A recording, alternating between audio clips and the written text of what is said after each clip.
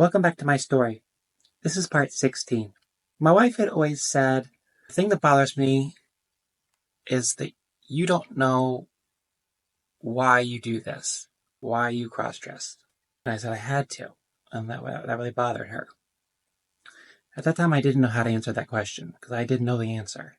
I then found a community online on Facebook, and I started looking and seeing what other people were talking about, and it was on their pages.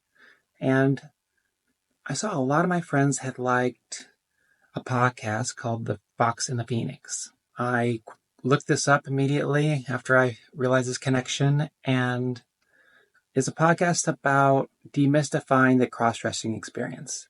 I listened to a couple episodes that were the newer episodes, and I was hooked.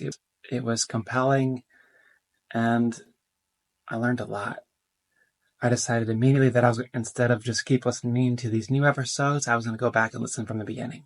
I took weeks and weeks to do this, and as I was listening, one of the hosts, Savannah Hawk, said she was dual gender, and I had never heard that term before. First, I thought, there's no way in the world that's me. I think I was in denial even again then, or whatever, of trying to even move down this road. And I remember thinking, that's not me. But then shortly later, I was thinking to myself, that sounds exactly like me. I love this male life I have, but I also love this female life that I have.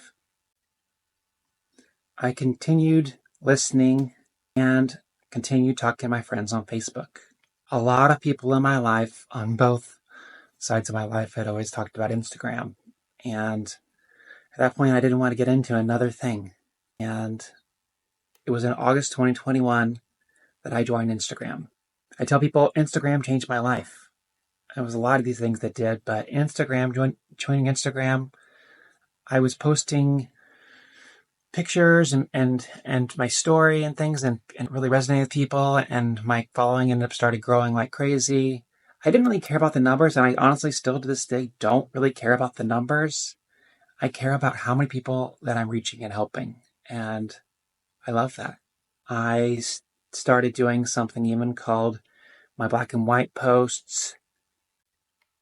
My black and white posts are where I would post a black and white picture, and I would share something really hard that was going on in my life.